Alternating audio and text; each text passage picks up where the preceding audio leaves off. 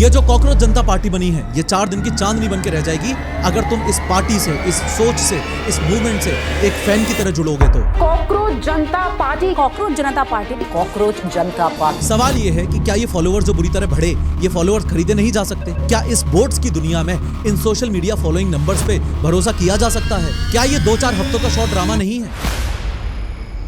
इसलिए जो भी लोग इस कॉकरोच जनता पार्टी को चला रहे हैं या फिर चलाने वाले हैं, उनको मैं ये रोड मैप देना चाहता हूं। भूल गए क्या, कॉकरोच जनता पार्टी जैसा ये कुछ पहली बार थोड़ी ना हुआ है। अगर ये सिर्फ मीम होता ना, तो 5 लाख से ज्यादा लोग अचानक से साइन अप नहीं करते।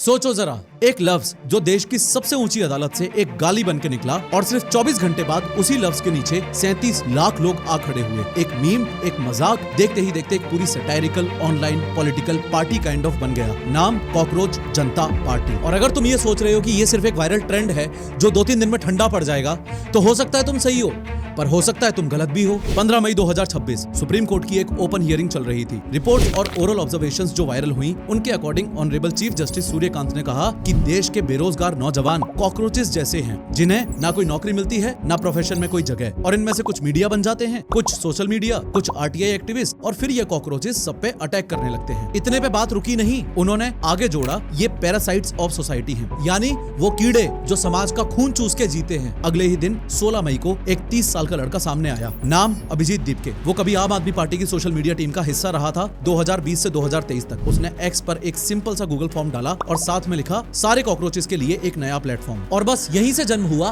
कॉकरोच जनता पार्टी का। इस नाम को ध्यान से देखो, ये सिर्फ एक गाली नहीं है, ये एक शातिर वर्ड प्ले है। भारतीय जनता पार्टी यानी बीजेपी और उसके ठीक सामने कॉकरोच जनता पार्टी यानी सीजेपी। मतलब देश की सबसे बड़ी पार्टी के नाम को उठा के ही उसका सीधा मजाक बना दिया गया। और ये मजाक सिर्फ यहीं नहीं रुका, पार्टी की टैगलाइन रखी गई, voice of the lazy and unemployed, यानी आलसी और बेरोजगार लोगों की आवाज। पार्टी ने खुद को बताया a political front of youth, by the youth, for the youth, यानी कि यूथ का यूथ के द्वारा और यूथ के लिए। और अपनी सोच लिखी सेक्युलर, सोशलिस्ट, डेमोक्रेटिक और लेजी। यहाँ तक कि मेंबर बनने की एलिजिबिलिटी भी एक मजाक थी। बेरोजगार होना चाहिए, आलसी होना चाहिए, क्रॉनिकली ऑनलाइन होना चाहिए और प्रोफेशनली रेंट करने की एबिलिटी होनी चाहिए। पर यहाँ एक ट्विस्ट है, ये सब तो मजाक था, पर जो नंबर्स आए वो बिल्कुल मजाक नहीं थे। इंस्टाग्राम अकाउंट पहले 24 घंटे में ही 50 लाख से ज्यादा फॉलोअर्स क्रॉस कर गया और अभी तक टोटल 1.5 करोड़ फॉलोअर्स हो चुके हैं इंस्टाग्राम पे। सिर्फ 2 दिन में ही बीजेपी के टोटल इंस्टा फॉलोअर्स भी काट दिए और शुरू में ही 3,50,000 से ज्यादा लोग गूगल फॉर्म भर के इसके मेंबर बन गए। महुआ मोइत्रा और कीर्ति आजाद जैसे बड़े नेता पब्लिक में इस पार्टी से जुड़ने की बात करने लगे। और सबसे बड़ी बात, सीजेपी के सपोर्टर्स बिहार की बांकीपुर बाई इलेक्शन लड़ने तक का सोचने लगे। यानी कि सिर्फ एक सटायर, सिर्फ एक मजाक धीरे धीरे इलेक्टोरल पॉलिटिक्स की तरफ बढ़ने लगा। चूंकि नंबर्स इतने खतरनाक तरीके से बढ़ते जा रहे थे, एक मूवमेंट सा बनता जा रहा था, तो शायद सिस्टम को भी अपनी गलती समझ आ गई थी। इसलिए उसी 16 मई को बैकलैश के बाद ऑनरेबल चीफ जस्टिस ने एक क्लैरिफिकेशन दे दिया। उन्होंने कहा कि उनके शब्द मिसकोट किए गए और वो असल में उन लोगों की बात कर रहे थे जो फेक और बोगस डिग्री लेके लीगल प्रोफेशन में घुस जाते हैं। पर तब तक बहुत देर हो चुकी थी, तब तक ये इंटरनेट मूवमेंट इस बात को अपना बना चुका था। इसलिए क्लैरिफिकेशन से वो आग बुझी नहीं, बल्कि वो आग और तेज हो गई। अगर ये सिर्फ मीम होता ना, तो 5 लाख से ज्यादा लोग अचानक से साइन अप नहीं करते। असली कहानी इस ब्रांडिंग के नीचे छुपी है और वो कहानी है इंडिया के पढ़े लिखे नौजवानों के बेरोजगार होने की, जो कि नंबर्स में क्लियरली दिखती है। देखो, एक नंबर है जो सबको दिखाया जाता है, नेशनल अनएम्प्लॉयमेंट रेट का, जो कि है सिर्फ 5.1%। सुनने में सब शांत लगता है, सब ठीक लगता है, पर यहीं पे ही सबसे बड़ा खेल छुपा हुआ है। क्योंकि जिस पल तुम सिर्फ नौजवानों का नंबर अलग से देखते हो ना, ओवरऑल नहीं, सिर्फ नौजवानों का नंबर 15 से 29 साल वालों का, तो वो हो जाता है 15.2%। लेटेस्ट PLFS के हिसाब से, that is periodic labour force survey, यानी ओवरऑल से करीब 3 गुना ज्यादा। और अगर तुम शहर के पढ़े लिखे नौजवानों को देखो तो वो और परेशान है, करीब 17% तक अनएम्प्लॉयमेंट। एक टाइम पे तो ये नंबर 17.8% तक पहुंच गया था। अब सबसे चुभने वाली बात, ग्रेजुएट अनएम्प्लॉयमेंट, यानी कि डिग्री हाथ में होने के बाद भी कोई नौकरी नहीं, ये नंबर है करीब 13%। और अर्बन यंग वुमेन का नंबर तो और भी चौंका देने वाला है, 20% के ऊपर। और रुको, ये सिर्फ इंडिया की बीमारी नहीं है, पूरी दुनिया के नौजवानों का आंकड़ा 12.6% के आसपास है। पर असली चुभन तो अभी बाकी है, क्योंकि मसला सिर्फ बेरोजगारी का है ही नहीं,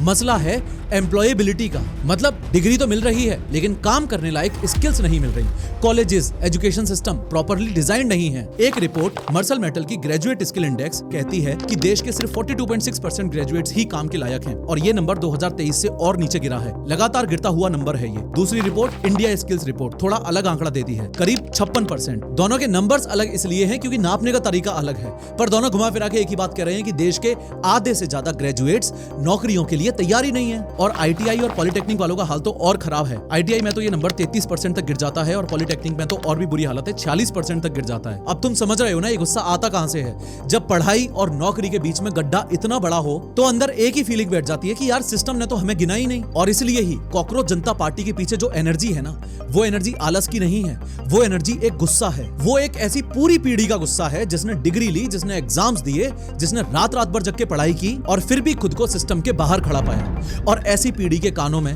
देश की सबसे ऊंची अदालत से कॉकरोच जैसे शब्द जब पढ़ते हैं तो वो सिर्फ एक गाली नहीं रह जाती, वो एक नाम बन जाता है, वो एक सिंबल बन जाता है, वो एक पूरा मूवमेंट बन जाता है। और यही इस पूरे मूवमेंट की सबसे बड़ी सच्चाई है और सबसे बड़ी ताकत है। जवानी के सबसे कीमती साल तुमने एक ऐसे सिस्टम के आगे भीख मांगने में निकाल दिए जिस सिस्टम को तुम्हारी कोई फिक्र ही नहीं है। और आगे भी यही होगा और तुम दूसरों के बनाए सिस्टम की लाइन में लगोगे। इस सड़े हुए सिस्टम के खिलाफ आवाज बिल्कुल उठाओ, पर साथ ही साथ अपना खुद का सिस्टम भी बनाओ, अपना खुद का पर्सनल ब्रांड बनाओ, अपनी खुद की ऑडियंस बिल्ड करो। सिर्फ तुम्हारे लिए मैं कॉकरोच जनता party special 20% discount coupon code दे रहा हूं, दैट इज CJP20। मैंने अपने content creators cheat code course के अंदर यही बताया है कि एक ऐसी दुनिया में जहां हर कोई सोशल मीडिया इन्फ्लुएंसर बनने निकल पड़ा है, इस दौर में खुद का एक पर्सनल ब्रांड कैसे बनाना है, कैसे अपने कॉम्पिटिटर्स को धोबी पछाड़ देनी है और कैसे एक सक्सेसफुल कंटेंट क्रिएटर बनना है। पूरा ब्लूप्रिंट पाने के लिए अभी के अभी डिस्क्रिप्शन या पिन कमेंट में दी गई लिंक की मदद से professorofhow.com पे जाओ, अपना प्लान चूज करो, कूपन कोड अप्लाई करो CJP20 और अभी के अभी इस कोर्स में एडमिशन लेके एक सक्सेसफुल कंटेंट क्रिएटर बनने की जर्नी की शुरुआत करो। वापस मुद्दे पे आते हैं। यहाँ एक और असलियत है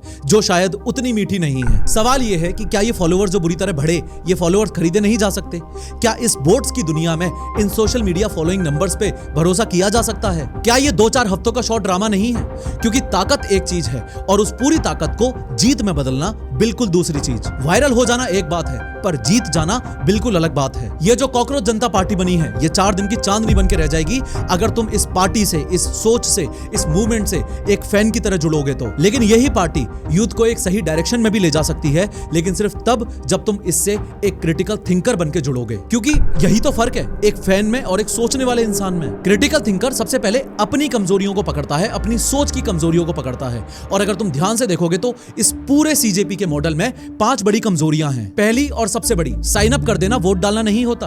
एक गूगल फॉर्म भरना सिर्फ 30 सेकंड का काम है, पर बूथ तक जाके वोट डालना या जमीन पर उतर के लोगों को ऑर्गेनाइज करना, ये बिल्कुल अलग खेल है। 5 लाख फॉर्म भरने वाले लोग और 5 लाख जमीन पे खड़े वोटर, ये 2 बिल्कुल अलग चीजें हैं। रिसर्चर्स इसे एक नाम देते हैं सिलेक्टिविज्म, यानी थोड़ी देर का इमोशनल जोश बिना किसी कमिटमेंट के, और ये जोश सिर्फ तब तक चलता है जब तक इसको कोई संभालने वाला हो। और यही दूसरी दिक्कत सामने आती है, ये पूरा का पूरा मूवमेंट लीडरलेस है। और लीडरलेस होने का मतलब होता है डायरेक्शनलेस। नेटवर्क भले ही कितना ताकतवर हो, लेकिन वो बिना सही स्ट्रक्चर के अपना गोल ही तय नहीं कर पाता। और अगर बीच में एक भी गलती या एक भी सेटबैक आ गया तो उसे संभालने वाला कोई नहीं है। एनोनिमस भीड़ बहुत जल्दी बनती है, लेकिन उतनी जल्दी ही बिखर भी जाती है। और बिखरने की ये रफ्तार इंटरनेट की एक और सच्चाई को सामने लाती है, जो कि ये है कि इंटरनेट के गुस्से की शेल्फ लाइफ बहुत शॉर्ट होती है। ये गुस्सा कुछ ही हफ्तों में अपने पीक पर पहुंचता है और फिर अगला ट्रेंड आते ही ठंडा पड़ जाता है। और इस बीच अगर कोई पक्का इंस्टीट्यूशन नहीं बना तो ये जितनी भी एनर्जी है, ये सारी एनर्जी भाप बन के उड़ जाएगी। और सबसे इंटरेस्टिंग दिक्कत तो इस पूरे मूवमेंट के नाम में ही छुपी हुई है। सोचो,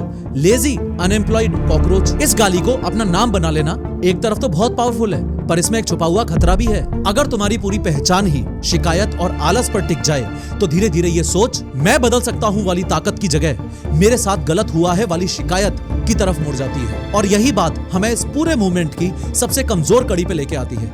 आउटरीच प्रॉब्लम बताता है, सॉल्यूशन नहीं। और ये तो मानना ही पड़ेगा, CJP ने सवाल बहुत शानदार उठाए हैं, पर बेरोजगारी, स्किल गैप, एजुकेशन रिफॉर्म, ये ऐसे मुद्दे नहीं हैं जो मैनिफेस्टो के चंद स्लोगन से हल हो जाएंगे। इनके लिए चाहिए सोच समझ के बनाई गई पॉलिसी, इनके पीछे लगाया गया बजट और सालों साल की मेहनत। भूल गए क्या, कॉकरोच जनता पार्टी जैसा ये कुछ पहली बार थोड़ी ना हुआ है। ये पहली बार नहीं है कि जब कोई गुस्सा वायरल हुआ हो और लोगों ने मान लिया हो कि बस अब तो बदलाव आ ही जाएगा। ऐसे 2 बड़े एग्जांपल्स हैं, एक तो अपने इंडिया का और एक बाहर का। और और ये दोनों एग्जांपल्स हमें एक ही चीज सिखाते हैं कि भीड़ इकट्ठा करना बहुत आसान है, लेकिन उसे एक इंस्टीट्यूशन में कन्वर्ट करना बहुत मुश्किल। पहला एग्जांपल तो बिल्कुल हमारे घर का है। याद करो, साल 2011 अन्ना हजारे के एक अनशन ने पूरे देश को हिला के रख दिया था। जंतर मंतर से शुरू हुआ ये आंदोलन कैंडल मार्च बनके हर शहर तक पहुंच गया और डिमांड सिर्फ एक थी, एक स्ट्रॉन्ग जन लोकपाल। और जिन्हें नहीं पता उन्हें बता दूं, लोकपाल यानी कि ऐसी सबसे ऊंची वॉचडॉग बॉडी जिसका काम ही नेताओं और बड़े सरकारी ऑफिसर्स के करप्शन की जांच करना हो।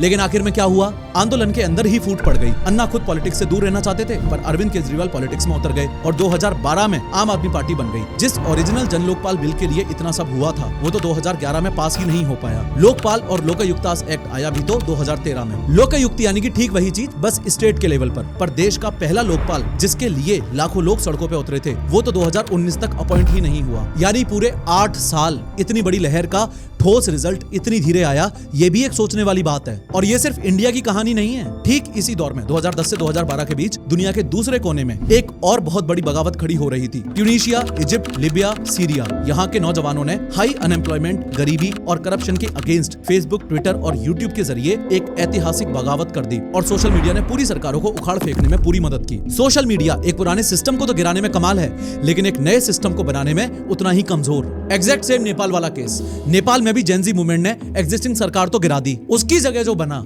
वो कितना स्ट्रांग है, उसका स्ट्रक्चर सही से बना या नहीं बना, ये सब जरूरी सवाल नहीं है क्या? बिना किसी स्ट्रक्चर के, बिना किसी सेंट्रल लीडर के और बिना किसी पहले से बनी ऑर्गेनाइजेशन के कई जगह या तो पुराना ढांचा वापस लौट आया या हालत पहले से भी और ज्यादा खराब हो गई। इजिप्ट और सीरिया इसकी सबसे दुखद मिसाल है। अब अगर तुम इन दोनों के साथ कॉकरोच जनता पार्टी को बिल्कुल एक लाइन में रखकर देखो तो पैटर्न एकदम साफ नजर आ रहा है। इंडिया अगेंस्ट करप्शन, रीच पूरे देश में थी, मीडिया कवरेज जबरदस्त थी, पर रिजल्ट लोकपाल एक्ट आने और पहला लोकपाल अपॉइंट होने में पूरे 8 साल लग गए। अरब स्प्रिंग कई देशों में फैली, पूरी तरह सोशल मीडिया पर चली, पर रिजल्ट मिक्स्ड आए और कई जगह तो स्ट्रक्चर के अभाव में बिखर गई। और अब सीजेपी, कॉकरोच जनता पार्टी, करोड़ों लोग ऑनलाइन, 5 लाख से ज्यादा साइन अप्स, पर रिजल्ट वो अभी तक सिर्फ ऑनलाइन है। ठोस इंस्टीट्यूशन बनाना अभी बाकी है। और तीनों में एक बात तो बिल्कुल सच्ची है कि तीनों में गुस्सा एकदम साफ था, रीच भी रिकॉर्ड तोड़ने वाली थी, एनर्जी भी एकदम खतरनाक थी, पर परमानेंट बदलाव सिर्फ वहीं आया जहां आंदोलन के गुस्से ने उसके बाद अगला कदम उठाया, ऑर्गेनाइजेशन बनाया, इलेक्शन लड़े, पॉलिसीज बनाई और सालों साल तक उसका फॉलो अप किया। और जहां ये नहीं हुआ वहां पे पूरी ये लहर धीरे धीरे करके बैठ गई। और आज कॉकरोच जनता पार्टी एग्जैक्ट इसी दो राहे पर खड़ी है। और दो राहों पर खड़े होने का मतलब यही है, या तो ये गुस्सा आगे चलकर एक असली बदलाव बन जाए, या फिर हर बार की तरह कुछ ही हफ्तों में ठंडा पड़ के वहीं बैठ जाए। तो सबसे बड़ा सवाल यही है कि इंडिया को आगे ले जाने वाला वो रास्ता, वो परमानेंट सॉल्यूशन, वो एग्जैक्टली है क्या? और जवाब सुन के शायद तुम्हें थोड़ा सा अजीब लगेगा, क्योंकि इंडिया को आगे ले जाने वाला वो अल्टीमेट सॉल्यूशन कोई वायरल हैशटैग नहीं है, कोई एक रात में खड़ी हुई पार्टी नहीं है। वो है एक साइंटिफिक टेम्परामेंट और क्रिटिकल थिंकिंग से सोचने वाली पीढ़ी। एक ऐसी पीढ़ी जो सवाल पूछती है, प्रूफ मांगती है, नेताओं को अपना नौकर मानती है, अपनी गलती खुद मानती है और सिर्फ गुस्सा नहीं करती बल्कि काम भी करती है। और मजे की बात, ये कोई नया आइडिया नहीं है, ये सब हमारे कॉन्स्टिट्यूशन में पहले से ही लिखा हुआ है। देखो, साल 1976 में 42वें अमेंडमेंट के जरिए एक बात हमारे कॉन्स्टिट्यूशन में जोड़ी गई। हर इंडियन का एक मूल कर्तव्य यानी एक फंडामेंटल ड्यूटी है कि वो अपने अंदर साइंटिफिक टेम्पर, ह्यूमनिज्म और सवाल पूछने और सुधार लाने की सोच डेवलप करे। और ये साइंटिफिक टेम्पर वाला टर्म पहली बार जवाहरलाल नेहरू ने अपनी किताब द डिस्कवरी ऑफ इंडिया में पॉपुलर किया। इसका मतलब है तथ्यों का सम्मान, यानी कि फैक्ट्स की इज्जत करना, एविडेंस को तराजू में तोलना। और सिर्फ ऐसा तो भारत में होता ही आया है, आंख बंद करके इस चीज को मान ना लेना, ये ना मान लेना कि ये देश कभी नहीं सुधरने वाला। नेताओं और बाबुओं की बत्ती लगाना, करप्शन करने वालों के खिलाफ आवाज उठाना और अपने देश के लिए ये सोच डेवलप करना कि प्रधानमंत्री से लेके एमएलए एमपी तक लेकर ये सब हमारे नौकर हैं, हमारे माई बाप नहीं। इनकी तनख्वाह हमारे टैक्स से जाती है, इनको पॉलिसीज हमारे हित में बनानी पड़ेंगी। इसलिए कॉकरोच जनता पार्टी को मेरा क्लियर मैसेज ये है कि तुम सबको अपने अंदर साइंटिफिक टेम्परामेंट और क्रिटिकल थिंकिंग का माइंडसेट बिल्ड करना ही होगा। इनफैक्ट आज एनईपी 2020 यानी नई एजुकेशन पॉलिसी भी इसी साइंटिफिक टेम्पर को 21वीं सदी का सबसे जरूरी स्किल मानती है। पर यहाँ पे अब एक बड़ी गलतफहमी दूर करना जरूरी है। साइंटिफिक टेम्परामेंट का मतलब ये नहीं होता कि आप किसी रिलीजन की डिसरिस्पेक्ट करो। इसका मतलब होता है सिर्फ एक आदत, किसी भी बात के सामने, चाहे वो गोदी मीडिया कह रही हो, चाहे वो सरकार कह रही हो, या चाहे कॉकरोच जनता पार्टी सीजेपी खुद कह रही हो, हर किसी के सामने सिर्फ ये 4 सवाल खड़े करना। क्वेश्चन नंबर 1, इसका प्रूफ क्या है? क्वेश्चन नंबर 2, डेटा क्या कह रहा है? क्वेश्चन नंबर 3, इससे फायदा आखिर किसका है? और सबसे जरूरी क्वेश्चन नंबर 4, क्या मैं खुद गलत हो सकता हूँ? और जिस दिन एक पूरी पीढ़ी ये 4 सवाल पूछना सीख जाती है, उस दिन ना कोई उसे कॉकरोच कह के चुप करा सकता है और ना कोई उसे झूठ बेच सकता है, क्योंकि ऐसी पीढ़ी 4 पिलर्स पर खड़ी होती है। पहला, क्वेश्चनिंग माइंड, यानी हर दावे का प्रूफ मांगो। रोजमर्रा की जिंदगी में खुद से पूछो कि इसका सोर्स क्या है, नंबर्स को, सोर्सेज को खुद वेरीफाई करो। दूसरा, साइंटिफिक टेम्पर, यानी इमोशन और ओपिनियन से पहले एविडेंस को रखो, मतलब कोई भी वायरल क्लेम को शेयर करने से पहले एक बार फैक्ट चेक जरूर करो। तीसरा, क्रिटिकल थिंकिंग, यानी अपनी ही साइड को भी जज करो, अपने मूवमेंट की खुद की कमजोरियां पहचानो। और चौथा, सोशल रिस्पॉन्सिबिलिटी, यानी सिर्फ रेंट नहीं, काम करो, वोट डालो, आरटीआई लगाओ, लोकल बॉडी में हिस्सा लो, स्किल सीखो और दूसरों को मेंटर करो, क्योंकि गुस्सा सिर्फ एक चिंगारी है और चिंगारी सिर्फ रास्ता दिखाती है, पर उस रास्ते पर चल के मंजिल हासिल करने के लिए चाहिए एक सोचने वाली, एक सवाल करने वाली, एक काम करने वाली पीढ़ी, एक जनरेशन। इसलिए जो भी लोग इस कॉकरोच जनता पार्टी को चला रहे हैं या फिर चलाने वाले हैं, उनको मैं ये रोड मैप देना चाहता हूं। उन्हें मैं बस ये कहना चाहता हूं कि नंबर्स तो तुम्हारे पास हैं, लोगों का गुस्सा तो तुम्हारे पास इकट्ठा हो गया, लेकिन उस गुस्से को जाया मत करो, उस गुस्से को चैनलाइज करो। अगर ये जनरेशन, अगर ये सीजेपी चलाने वाले लोग साफ नियत रख के उस सीजेपी को सही डायरेक्शन दें, यूथ को सही डायरेक्शन दें, तो ये मीम से निकल के इंकलाब बन सकती है। और इस परमानेंट फिक्स के 3 लेवल्स हैं। पहला लेवल है पर्सनल, यानी हर नौजवान सबसे पहले अपना स्किल गैप खुद ढूंढे। एम्प्लॉयबिलिटी का डेटा चीख चीख के एक ही बात कह रहा है कि सिर्फ डिग्री काफी नहीं है। AI, data, communication, problem solving, जो चीजें इंडस्ट्री आज मांग रही है वो सीखो, क्योंकि याद रखना, नौकरी गुस्सा करने से नहीं मिलती, स्किल से मिलती है। सिस्टम तो सड़ चुका है, वो तुम्हें स्किल नहीं दे पा रहा, उसके खिलाफ आवाज भी उठाते रहो, पर अपना माइंडसेट भी इंफॉर्मेशन बेस्ड लर्निंग से information plus skill based learning की तरफ शिफ्ट करो। दूसरा, अपनी इंफॉर्मेशन डाइट सुधारो। हर वायरल चीज पर आंख बंद करके भरोसा मत करो, सोर्स चेक करो, डेटा पढ़ो, एक से ज्यादा एंगल से देखो। यही तो साइंटिफिक टेम्पर है रोजमर्रा की जिंदगी में। और तीसरा, अपने आउटरीच को आउटपुट में बदलो। जितना टाइम एक रील स्क्रॉल करने में निकल जाता है, उतना टाइम एक स्किल, एक प्रोजेक्ट या एक लोकल इशू पर लगाओ। पर एक अकेला इंसान सिर्फ खुद को बदल सकता है, पूरे सिस्टम को हिलाने के लिए अगला लेवल चाहिए। इसलिए अगला लेवल है सामूहिक, यानी कि इन ग्रुप्स, दैट इज पूरे मूवमेंट के लिए। सबसे जरूरी, ऑनलाइन से ऑफलाइन एक ठोस स्ट्रक्चर बनाओ। सिर्फ फॉलोवर से काम नहीं चलेगा। सीजेपी को चाहिए ऑर्गेनाइज्ड वॉलंटियर्स, लोकल चैप्टर्स और क्लियर गोल्स। अरब स्प्रिंग और अन्ना हजारेवाला इंडिया अगेंस्ट करप्शन का सबक याद है ना? स्ट्रक्चर के बिना बड़ी से बड़ी लहर भी बैठ जाती है। दूसरा, इलेक्टोरल और सिविक पार्टिसिपेशन, वोट डालो, वोटर रजिस्ट्रेशन ड्राइव चलाओ, आरटीआई लगाओ, यानी सरकार से सीधा जानकारी मांगो और लोकल बॉडी की मीटिंग में जाओ, क्योंकि याद रखना, असली ताकत बैलेट और पेपर वर्क में होती है, किसी हैशटैग में नहीं। और तीसरा, अपनी डिमांड्स को पॉलिसी ग्रेड बनाओ। एक इमोशनली अच्छे लगने वाले नारे को एक लीगली साउंड प्रपोजल में बदलो। और यूएपीए जैसी कॉन्ट्रडिक्शन अपने ही मैनिफेस्टो में डालते वक्त इस बात को याद रखो कि तुम इसी यूएपीए के खिलाफ हमेशा से लड़ रहे थे। और जब व्यक्ति और मूवमेंट दोनों बदलते हैं, तभी बदलता है पूरा देश, और यही सबसे ऊंचा लेवल है। तीसरा लेवल, सिस्टमिक। इस लेवल पे सीजेपी फिलहाल कुछ नहीं कर सकती, क्योंकि वो भी सिस्टम में नहीं है, सिर्फ ऑनलाइन सोशल मीडिया नंबर्स में है, जो कि रियल वर्ल्ड में इनइफेक्टिव हैं, अगर सीजेपी मेंबर्स ही ढंग के ना हो तो। पर ये सभी सीजेपी मेंबर्स सिस्टम में सुधार ला सकते हैं, नेताओं को नौकरों की तरह ट्रीट कर सकते हैं और उनसे सवाल पूछ सकते हैं। सबसे पहले इस देश की एजुकेशन को रट्टाफिकेशन से हटा के क्वेश्चन ओरिएंटेड बनाना होगा। स्कूल से ही साइंटिफिक टेम्पर सिखाओ, जो एनईपी 2020 का भी असली कोर है। दूसरा, सिर्फ ग्रेजुएट्स की गिनती मत करो, बल्कि एम्प्लॉयबल ग्रेजुएट्स बनाओ और उनके लिए नौकरियां भी पैदा करो। और तीसरा और सबसे जरूरी, इंस्टीट्यूशंस को मजबूत करो, तोड़ो मत। Independent judiciary, free press, fair elections, इन्हें और बेहतर बनाना है, अपने गुस्से से इन्हें कमजोर नहीं करना। और जिस हद तक ये सिस्टम सड़ चुका है, ये बहुत बड़ा काम है, बहुत टाइम लगेगा। जिस कॉकरोच को एक गाली समझ के फेंका गया था, उसी कॉकरोच में इस पूरे मूवमेंट की सबसे बड़ी सीख छुपी है। सोचो, कॉकरोच की सबसे बड़ी खूबी क्या है? सर्वाइवल। वो हर मुसीबत, हर हालात में बच जाता है। पर यहीं पे एक बार और रुक के सोचो कि सिर्फ जान बचाना मंजिल नहीं होता। बिना किसी डायरेक्शन के जिंदा रहना, एक ही जगह पे घूमते रह जाना, ये कोई सॉल्यूशन नहीं है। असली तरक्की तब आती है जब सिर्फ बचने की जिद ना हो, बचने के साथ साथ एक सोच भी हो, यानी रेजिलियंस के साथ रीजन भी। एक बात सीधी कह देता हूँ, कॉकरोच जनता पार्टी एक जायज गुस्सा है, एक ताकतवर गुस्सा है, एक हिस्टोरिक गुस्सा है। पर एक बात हमेशा गांठ बांध लेना कि गुस्सा सिर्फ एक अलार्म होता है, सॉल्यूशन नहीं। और अलार्म का काम सिर्फ इतना है कि वो हमें जगा दे।